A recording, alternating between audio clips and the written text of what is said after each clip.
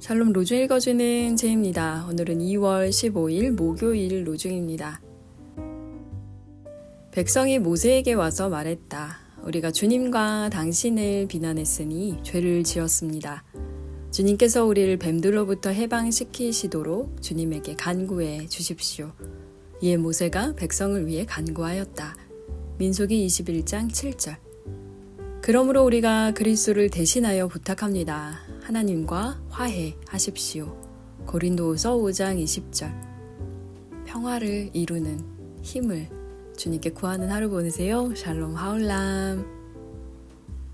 사순절 둘째 날입니다. 오늘도 예수님께서 이 땅에 오신 이유, 그리고 그분이 고난받으신 이유를 묵상하며 하루를 엽니다. 오늘 가르침의 본문에서 고린도 교회에 바울은 이렇게 이야기합니다. 우리는 그리스도의 사절입니다. 하나님께서는 우리를 시켜서 여러분에게 권고하십니다. 우리는 그리스도를 대리하여 간청합니다. 여러분은 하나님과 화해하십시오. 여기에서 눈에 띄는 단어가 두 개 있습니다. 하나는 사절, 또 하나는 대리라는 말입니다. 예수님의 사절이라고, 예수님을 대리해서 여러분에게 간청한다고 바울이 성도들에게 이야기를 하고 있어요.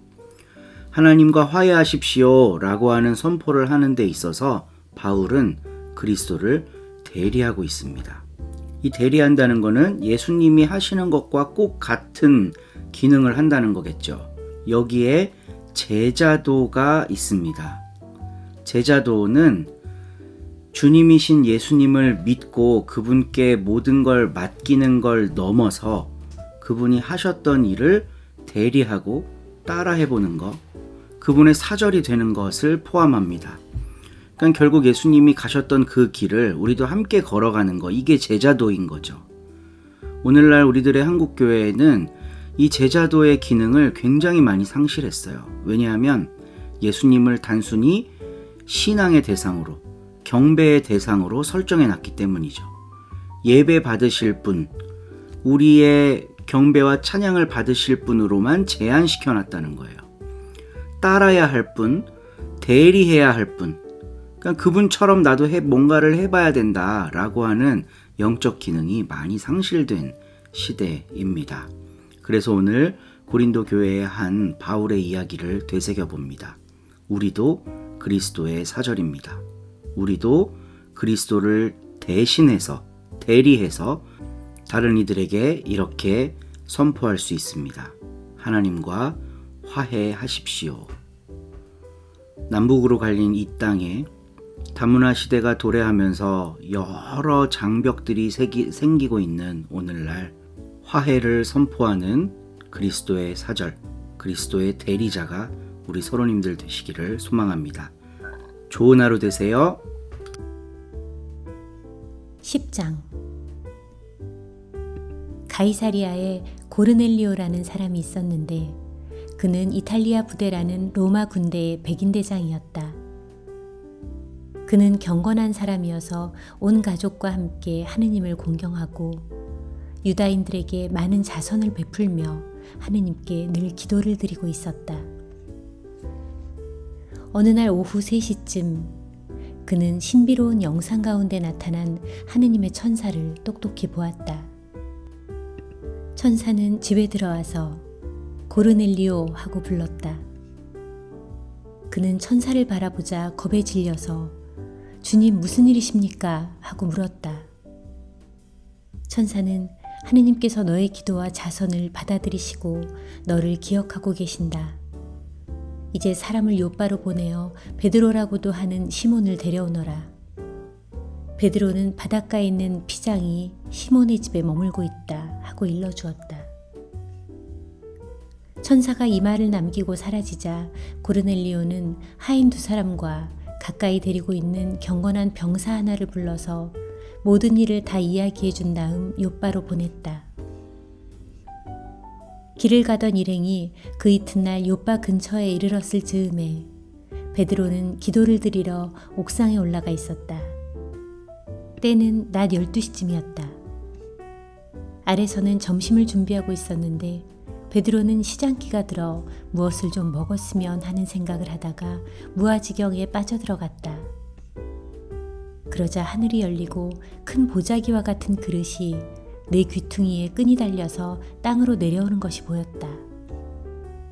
그 속에는 온갖 네 발 가진 짐승과 땅을 기어다니는 짐승과 하늘의 날짐승이 들어있었다. 그때 베드로야 어서 잡아먹어라 하는 음성이 들려왔다. 베드로가 절대로 안 됩니다, 주님. 저는 일찍이 속된 것이나 더러운 것은 한 번도 입에 대어본 적이 없습니다 하고 대답하자 하느님께서 깨끗하게 만드신 것을 속되다고 하지 말라 하는 음성이 다시 들려왔다. 이와 같은 말이 3번 오고 간 뒤에 그 그릇은 갑자기 하늘로 들려 올라갔다. 베드로는 자기가 본 영상이 도대체 무슨 뜻일까 하고 혼자 어리둥절해 있었는데 마침 고르넬리오가 보낸 사람들이 시몬의 집을 찾아와 문 앞에 서 있었다. 그들은 사람을 불러내어 베드로라는 시몬이 거기에 머물러 있는지 물어보았다. 베드로는 아직도 자기가 본 일을 곰곰이 생각하고 있었는데 성령께서 베드로에게 이렇게 말씀하셨다. 지금 사람들이 와서 너를 찾고 있으니 어서 내려가서 주저하지 말고 그들과 함께 가거라. 그들은 내가 보낸 사람들이다. 베드로가 그들에게 내려가서 당신들이 찾고 있는 사람이 바로 나요. 어떻게 오셨소? 하고 묻자 그들은 고르넬리오라는 백인 대장의 심부름으로 왔습니다. 그는 의로운 사람이며 하느님을 공경하며 모든 유다인에게 존경을 받고 있습니다. 그는 거룩한 천사에게서 선생님을 집에 모셔다가 말씀을 들으라는 지시를 받고 우리를 보낸 것입니다. 하고 대답하였다.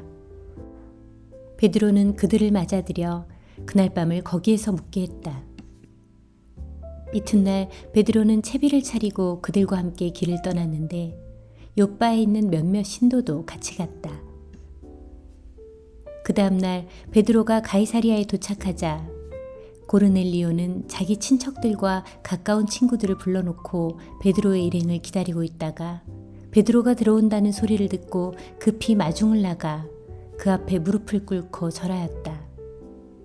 그러자 베드로는 그를 일으켜 세우며 일어나십시오. 나도 역시 사람입니다. 하고 말하였다. 그리고 고르넬리오와 함께 이야기하면서 집으로 들어갔다. 많은 사람이 거기에 모여 있는 것을 보고 베드로는 그들에게 이렇게 말하였다.